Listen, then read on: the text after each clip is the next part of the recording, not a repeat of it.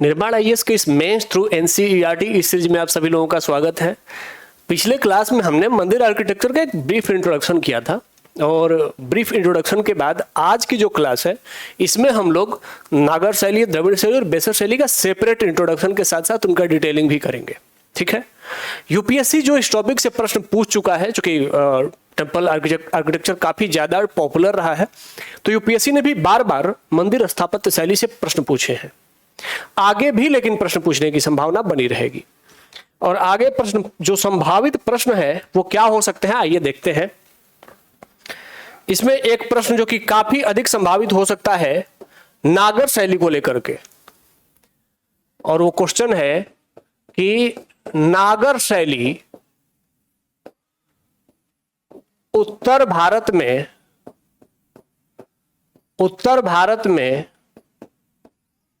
मंदिर स्थापत्य की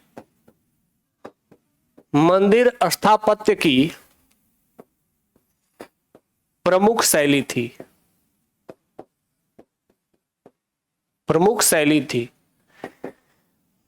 इसके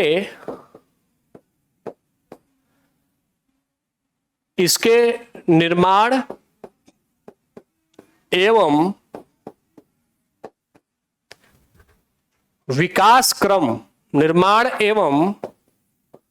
विकास क्रम की चर्चा करें। अब देखिए यह प्रश्न है और संभावित है कि यूपीएससी अब आगे ऐसे ही पूछेगा, एक तो इसके निर्माण और दूसरा इसका विकास क्रम।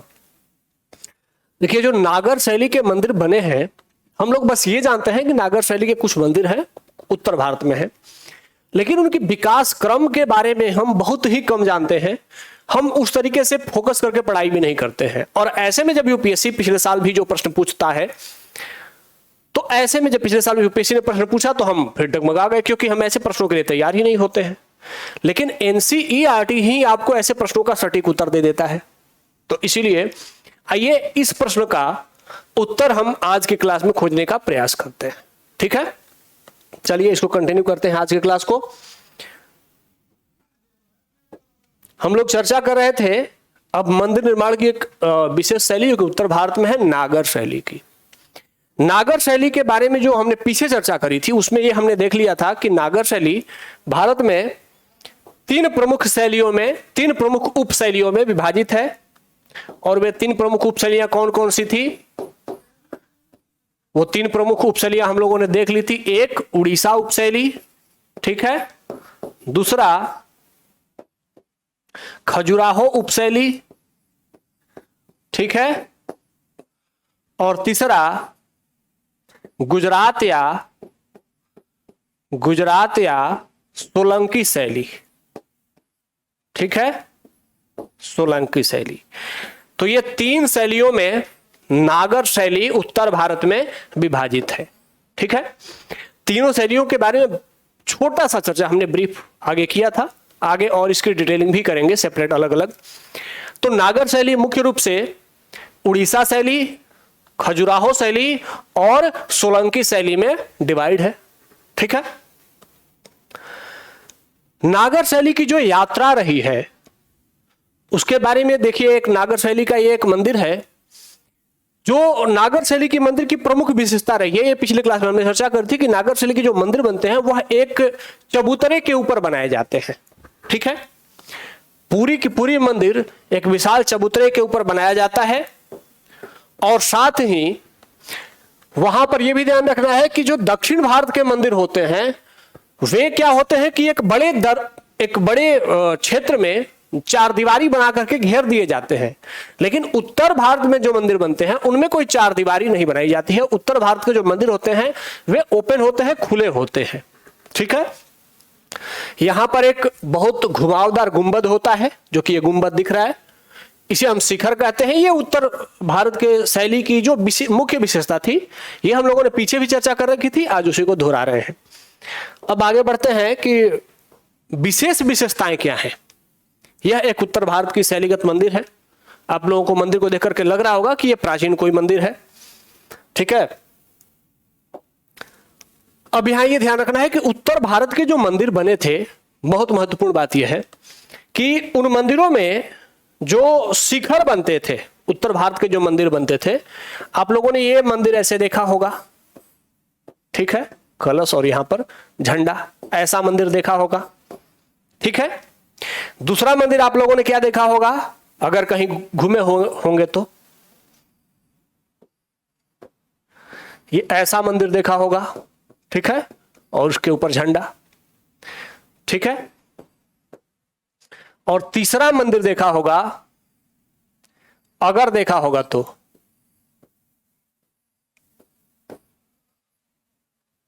अब ये तीन अलग अलग शैलियां हैं। जैसे ये वाली है, यहां से दीवारें ये सीधी जाती हैं और ऊपर जाके अचानक से टर्न हो जाती हैं। ये सामान्य मंदिर है जो कि हम लोग अपने आसपास देखते हैं, हमारे घरों के आसपास जो मंदिर बनते हैं वो क्या होते हैं, नीचे से सीधे जाते हैं और फिर अचानक से सीधे ऐसे चले जाते हैं, टेढ़े हो जाते हैं, ठीक है। तो ये तीन प्रकार के मंदिर, यहां पर ये जो मंदिर है इसमें ऐसे ऐसे करके अलग अलग ऐसे आकृति बनी होती है। आगे हम देखेंगे क्या क्या है ये सब चीजें। तो यहां देखिए एक बताया गया है कि जो उत्तर भारत के प्रमुख मंदिर हैं उन मंदिरों को क्या कहा जाता था, रेखा प्रसाद शैली या रेखा प्रसाद कहा जाता था। ये रेखा प्रसाद क्या है भाई, रेखा प्रसाद क्या है, तो जो मंदिर जबकि अपने दीवालों से नीचे से ऊपर उठे, यहां देखिए दीवालों से ऊपर उठे और अचानक एक रेखा के साथ ऐसे ऊपर की ओर चले गए, तो ऐसे मंदिरों को कहा जाता था रेखा प्रसाद मंदिर। ये क्या है, रेखा प्रसाद, ठीक है। सामान्य भारत में जो गांव में मंदिरों का निर्माण होता है वो मुख्य रूप से यही रेखा प्रसाद शैली में ही ऐसे मंदिर भारत में मुख्य रूप से बनाए जाते हैं, ठीक है। तो सामान्य मंदिर रेखा प्रसाद। दूसरा प्रमुख जो शैली है वो है फमसाना शैली, ठीक है। अब ये फमसाना शैली क्या है भाई, फमसाना शैली ये है,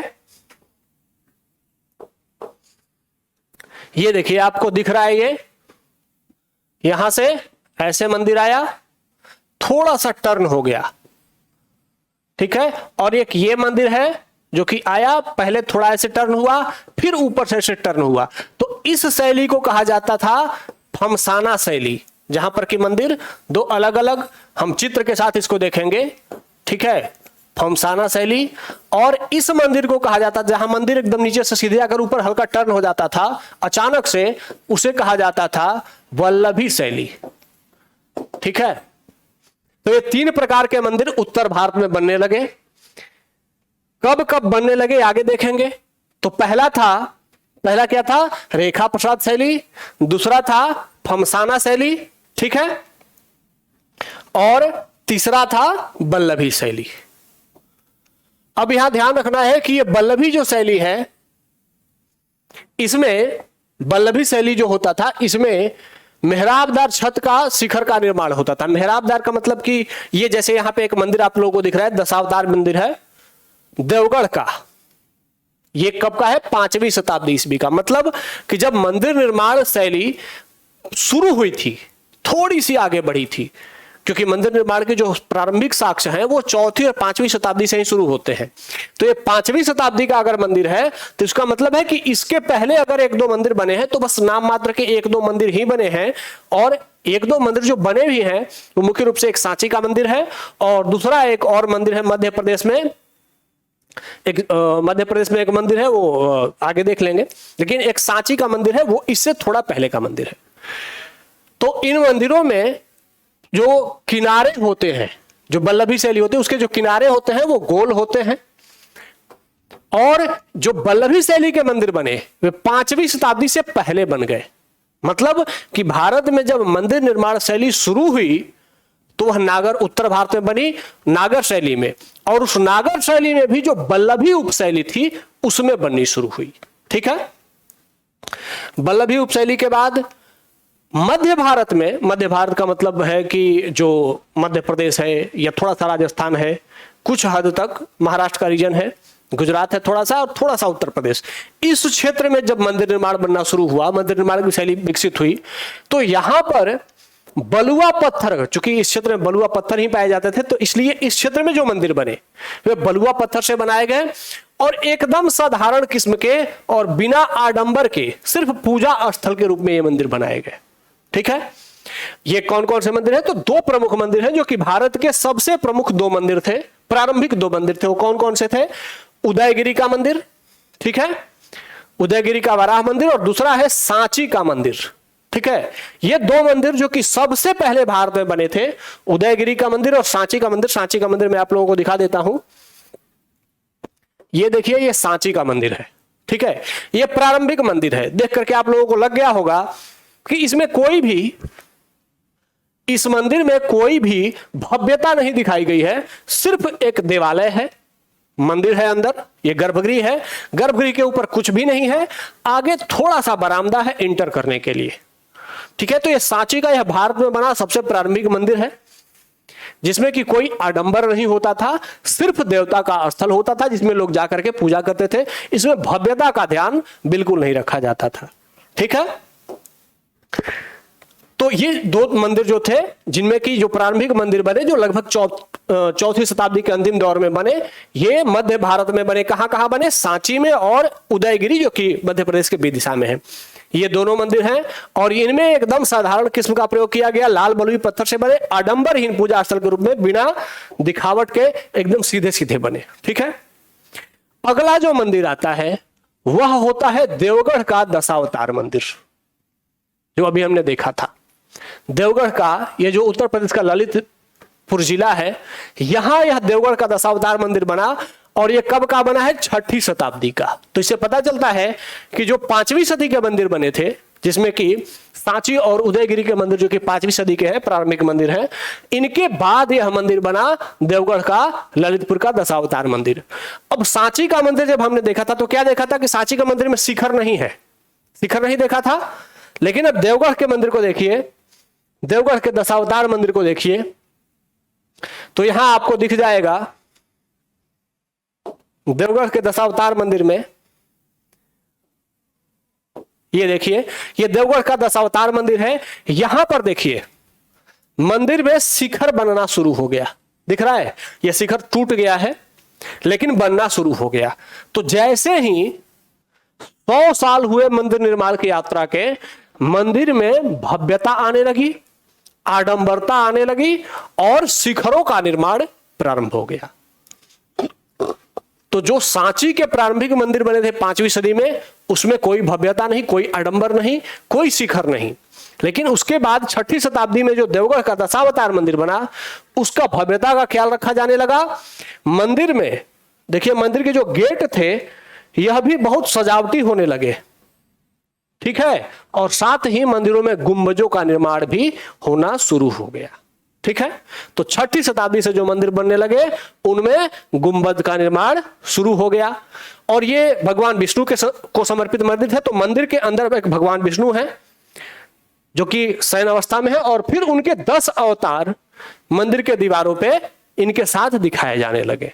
ठीक है, तो मंदिर के दीवारों पर भी मूर्तियों का निर्माण होने की जो शुरुआत हुई वह देवगढ़ के दशावतार मंदिर से ही मानी जाती है। इससे पहले जो सांची के मंदिर बने थे या उदयगिरी के मंदिर बने थे, इनमें मंदिर के अंदर बस एक ईश्वर की प्रतिमा होती थी।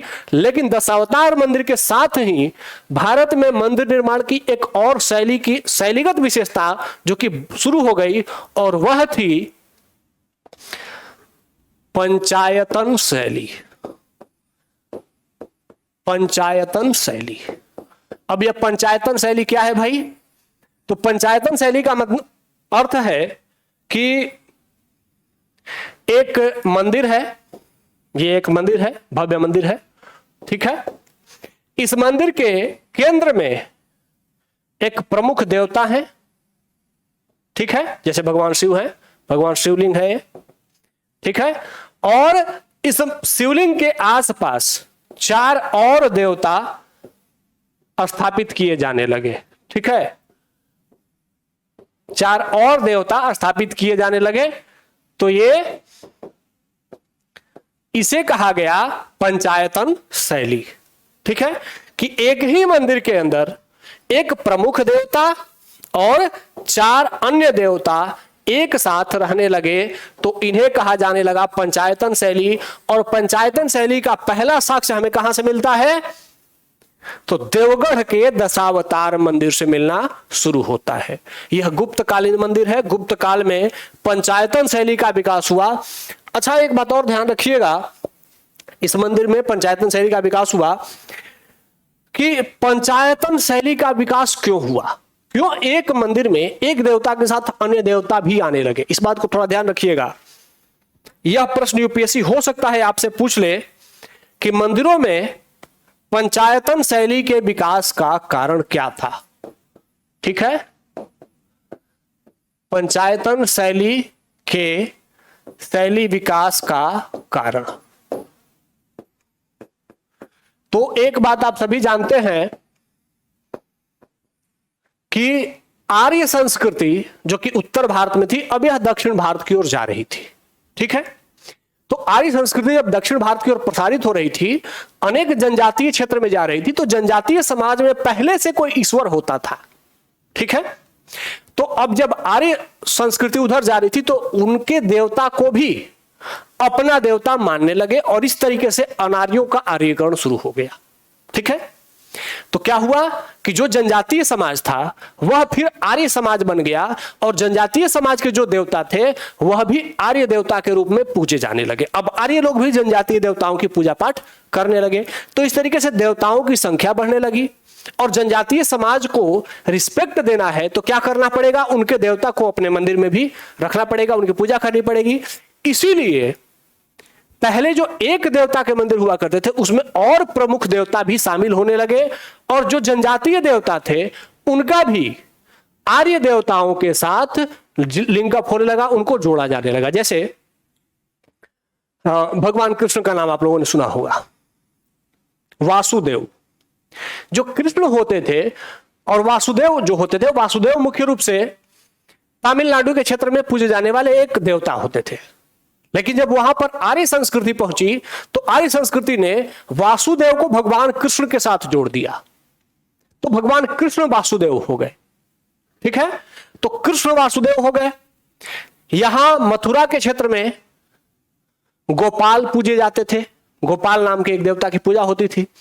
अब गोपाल भगवान कृष्ण के अवतार हो गए क्योंकि इस क्षेत्र में आर्य संस्कृति आई तो उनको भी भगवान कृष्ण का अवतार मान लिया गया। तो गोपाल भी भगवान कृष्ण हो गए, वासुदेव भी भगवान कृष्ण हो गए और तीनों बस एक ही ईश्वर के नाम हो गए। तो इससे क्या हुआ कि समाज में सबका सम्मान और सबको बराबर का महत्व मिलने लगा।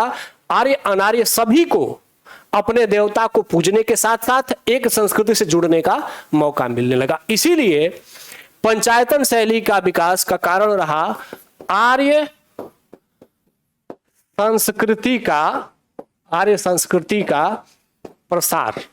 ठीक है,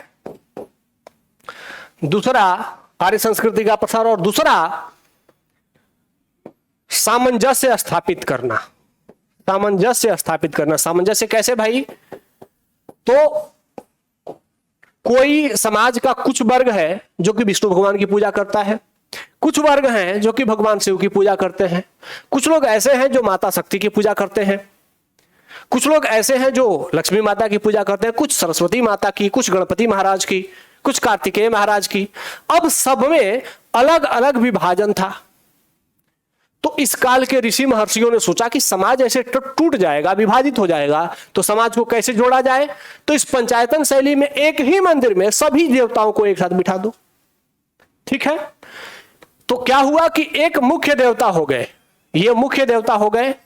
ठीक है,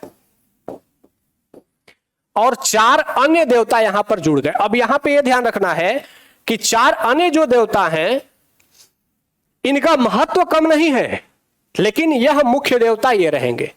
उसी तरीके से कभी किसी मंदिर में भगवान शिव मुख्य हो गए, कभी किसी मंदिर में भगवान विष्णु मुख्य हो गए, कभी किसी मंदिर में माता शक्ति मुख्य हो गई। तो ऐसे क्या हुआ कि भगवान विष्णु का मंदिर है उसमें भी शिवलिंग है, जो माता शक्ति का मंदिर है उसमें भी शिवलिंग है, भगवान शिव का मंदिर है उसमें भी भगवान विष्णु की प्रतिमा है। तो इस तरीके से अनेक संस्कृतियों को आपस में जुड़ने का और आपस में सामंजस्य स्थापित करने का मौका भी मिलने लगा। ठीक है। तो ये सब चीजें हम कब से देखना शुरू करते हैं? ये सब चीजें हम देखना शुरू करते हैं 5वीं शताब्दी के गुप्त काल से, जब मंदिर निर्माण के देवगढ़ के दशावतार मंदिर से पंचायतन शैली का विकास होता है। ठीक है। पंचायतन शैली के विकास के साथ ही, ठीक है, पंचायतन शैली का विकास होता है। और चूंकि यह मंदिर सांची के मंदिर से लगभग 100 साल के बाद बना था, मतलब 6वीं शताब्दी का मंदिर है, तो इसीलिए 100 साल के समाज की जो यात्रा थी, उसके समाज के आर्थिक विकास की भी झलक इस मंदिर में दिख जाती है। समाज जो कि 5वीं शताब्दी में आर्थिक रूप से अगर थोड़ा सा कमजोर था, तो उसमें सांची के मंदिर बनाए, उसमें शिखर नहीं बने। 6वीं शताब्दी में समाज थोड़ा आर्थिक रूप से और सशक्त हुआ, तो मंदिर भी भव्य बनने लगे। ठीक है। तो वो यात्रा भी मंदिरों में दिख जाती है। और यहां पर पंचायतन शैली डेवलप हो गई, जिसमें कि 5 छोटे बड़े देवालय हो गए। ठीक है। और ये रेखा प्रसाद शैली के मंदिर बनने शुरू हो गए। यहां तक की यात्रा मुझे लग रहा है आप लोगों को समझ में आ गई होगी। देवगढ़ के दशावतार मंदिर की एक और विशेषता है। एक और विशेषता क्या है? उत्तर भारत में या दक्षिण भारत में जो सामान्य मंदिर बने हैं, वे या तो पूर्वाभिमुख हैं या फिर उत्तराभिमुख हैं। मुख्य रूप से पूर्वाभिमुख, मतलब उनके दरवाजे पूरब की ओर खुलते हैं। लेकिन देवगढ़ का दशावतार मंदिर जो था, यह 6वीं शताब्दी का मंदिर था, लेकिन यह कैसा है? यह पश्चिमाभिमुख मंदिर है। मतलब मंदिर का जो गेट है वह पश्चिम की ओर है, पूर्व की ओर नहीं है। तो यह एक दशावतार मंदिर की विशेषता दिखी कि डूबते हुए सूर्य से भी प्रकाश लेने, डूबते हुए सूर्य से भी प्रेरणा लेने की शुरुआत इसी मंदिर से होती है। जैसे अगर आप लोग भारत के संस्कृति में एक त्योहार आता है, बिहार उसके आसपास के क्षेत्र में मनाया जाता है, बड़ा त्योहार माना जाता है, महापर्व के तौर पे माना जाता है, छठ महापर्व। अगर आप लोगों ने सुना होगा तो छठ महापर्व संभवतः भारत में मनाया जाने वाला संभवतः एकमात्र ऐसा महापर्व है जिसमें कि 3 दिन तक औरतें व्रत करते हैं, 3 दिन तक भूखा रहना होता है। और उसमें उगते सूर्य के साथ साथ डूबते हुए सूर्य को भी अर्घ दिया जाता है। मतलब कि सूर्य जब उग रहे हैं तब भी महान है, सूर्य अस्त हो रहे हैं तब भी महान है, क्योंकि वो सूर्य है। तो यह हमारे मंदिर निर्माण की जो शैली थी, दशावतार मंदिर, इसमें यह दिखाया गया कि सूर्य का प्रकाश भगवान विष्णु के पास तब आता है जब सूर्य पश्चिमाभिमुख होकर के डूबने लगते हैं, तब उनका प्रकाश भगवान के पास पहुंचता है। तो इससे पता चलता है कि यह मंदिर की जो शैली थी, यह मानव जीवन की यात्रा कि डूबते हुए समय भी आपका महत्व है, वृद्ध मनुष्य भी महत्वपूर्ण होता है, वृद्ध समाज भी महत्वपूर्ण होता है, इस मंदिर से यह प्रेरणा दी गई। ठीक है। तो इस तरीके से दशावतार मंदिर हमने देखा, देवगढ़ के दशावतार मंदिर को देखा। अब यहां पर ध्यान रखना है कि इस मंदिर में एक और विशेषता है। एक और विशेषता क्या है कि जब आप लोग कभी अगर मंदिर गए होंगे तो मंदिर में जब आप प्रदक्षिणा करने जाते हैं तो उसमें आप प्रदक्षिणा कैसे करते हैं? पश्चिम से पूरब की ओर। ठीक है। लेकिन दशावतार मंदिर में जो प्रदक्षिणा पथ था वह उल्टा था, मतलब दक्षिण से पूरब होकर फिर पश्चिम की ओर। तो यहां पर जो परिक्रमा पथ था वह भी दक्षिण से पश्चिम की ओर था, उल्टा था। जबकि सामान्य रूप से आजकल जो प्रदक्षिणा होती है वह दक्षिणा होती है, दक्षिणावर्त होती है। ठीक है, क्लॉकवाइज होती है। तो ये देवगढ़ के दशावतार मंदिर में कुछ अलग चीजें थी जो कि समाज को यह दिखाती थी। और यह मंदिर इसलिए बनाया गया था ताकि समाज को यह दिखाया जा सके कि समाज में अलग अलग विचार होते हैं और सभी के विचारों का सम्मान होना चाहिए। कभी कोई पूरब से आ सकता है, कोई पश्चिम से भी आ सकता है, कोई उगते हुए सूर्य की पूजा कर सकता है, कोई डूबते हुए सूर्य की भी पूजा कर सकता है, सभी समान हैं, यह दिखाने का प्रयास इस मंदिर में किया गया। और पंचायतन शैली के माध्यम से यह भी बताया गया कि सभी समाज एक दूसरे से जुड़ करके रहे। ठीक है। तो इस तरीके से देवगढ़ के दशावतार मंदिर पर सेपरेट अगर प्रश्न पूछा जाए तो भी यह एक डिजर्व करता है कि यहां से प्रश्न पूछे जा सकते हैं। यूपीएससी हो सकता है कि संभवतः सेपरेट करके दशावतार मंदिर में प्रश्न पूछ ले, क्योंकि यह मंदिर अपने आप में भारतीय समाज के सह अस्तित्व को और भारतीय समाज में या व्यक्ति के जीवन यात्रा को भी दर्शाने का प्रयास करता है। ठीक है। चलिए अब अगले शैली पर आते हैं। चंदेल राजाओं द्वारा निर्मित खजुराहो शैली। मध्य भारत में एक तो शैली पंचायतन शैली का निर्माण हुआ, जिसके कि प्रारंभिक मंदिर के रूप में हमने देवगढ़ के दशावतार मंदिर को देखा। अगली शैली जो आगे डेवलप हुई वह थी खजुराहो शैली, और ये चंदेल राजाओं द्वारा बनाई गई थी। और लगभग कब? 10वीं शताब्दी में। 10वीं शताब्दी का मतलब क्या है कि देवगढ़ के दशावतार मंदिर के बनने से 400 साल बाद दशावतार मंदिर से थोड़े से ही दूर पर खजुराहो के क्षेत्र में खजुराहो शैली का विकास हुआ, या इसी को चंदेल शैली भी कहा जाता है। ठीक है, अब यहां पर आप लोगों को यह मंदिर दिख रहा होगा, कंदरिया महादेव मंदिर है ये। इसकी भव्यता देख करके आप लोगों को लग गया होगा कि यह मंदिर बहुत भव्य है। देखिए यह कितना विशाल मंदिर है। एक मंदिर ये हुआ, एक ये हुआ, एक ये हुआ, खूब गुंबद है मंदिर में, गुंबद ही गुंबद है। बहुत सारे मंदिर एक साथ है, दिख रहा है कितने सारे गुंबद हैं। तो ये एक विशेष शैली जो विकसित हुई खजुराहो के क्षेत्र में, उसे कहा गया कंदरिया महादेव मंदिर और खजुराहो शैली। यह कंदरिया महादेव मंदिर उस शैली का सबसे विशाल मंदिर था। ठीक है, अब देखिए खजुराहो का एक प्रमुख मंदिर है लक्ष्मण मंदिर। दो प्रमुख मंदिर है खजुराहो में जो कि काफी चर्चा में रहते हैं। पहला कंदरिया महादेव मंदिर जो कि भगवान शिव को समर्पित है, और दूसरा कि खजुराहो का लक्ष्मण मंदिर जो कि भगवान विष्णु को समर्पित है। ठीक है, तो ये जो लक्ष्मण मंदिर है यह चंदेल वंश के शासक धंग द्वारा 954 ईस्वी में बनाया गया। यह भी ध्यान रखना है कि कंदरिया महादेव मंदिर भी ये धंग राजा के द्वारा ही बनवाया गया। यह मंदिर एक ऊंचे प्लेटफॉर्म पे है जो कि सामान्य रूप से खजुराहो के जो नागर शैली के मंदिरों में होता है। पहुंचने के लिए अनेक सीढ़ियां बनी हुई हैं। आपको यहां पर दिख रहा होगा कि यह मंदिर नीचे से इतना बड़ा चबूतरा है, यहां तक चबूतरा है, चबूतरा के ऊपर यह मंदिर बना है। यहां देखिए चारों तरफ से ऊपर चढ़ने के लिए यहां से देखिए सीढ़ियां दिख रही हैं। ठीक है, फिर यहां से आप मंदिर के अंदर इंटर करेंगे तो ये जो सामान्य नागर शैली की विशेषता थी वह इस मंदिर में भी दिख जाती है। ठीक है, इसके साथ एक प्रमुख देवता और उसके और बहुत छोटे छोटे अन्य देवता भी, मतलब पंचायतन शैली भी यहां दिख जाती है। दिख गई, एक प्रमुख देवता की मंदिर ऊपर में सबसे ऊंचा, और फिर अन्य देवताओं के भी प्रमुख मंदिर यहां पर दिख गए। तो ये क्या है? पंचायतन शैली में बने हुई मंदिर है, यह भी स्पष्ट हो गया। और इसके ऊपर जो कि आमलक होता था, एक बहुत बड़ा कलश रखा जाता था, आमलक और कलश। तो ये उत्तर भारत के सामान्य मंदिरों की विशेषता रही है। अब यहां पर यह ध्यान रखना है कि ये जो खजुराहो स्थित कंदरिया महादेव मंदिर है ये उत्तर भारत में मंदिर निर्माण शैली की एक पराकाष्ठा है। पराकाष्ठा का मतलब कि एक चरम दिखता है, मंदिर निर्माण इतना विशाल हो सकता है खजुराहो में जो मंदिर बना। ठीक है, लेकिन एक और विशेषता है इस मंदिर की। जो खजुराहो के मंदिर बने हैं उनमें विशेषता यह है कि यहां पर काम्योद्दीप एवं श्रृंगार प्रधान प्रतिमाएं हैं। मतलब कि यहां पर कामोत्तेजक प्रतिमाएं भी मंदिर के साथ साथ बनाई गई। जैसे आप लोगों को ये मैं दिखा रहा हूं, ये खजुराहो की ये मंदिर के बाहर की आकृतियां हैं। ठीक है, मंदिर के बाहर के दीवारों पर ये कामोत्तेजक आकृतियां बनाई गई हैं। ठीक है, अब देखिए इसका महत्व है।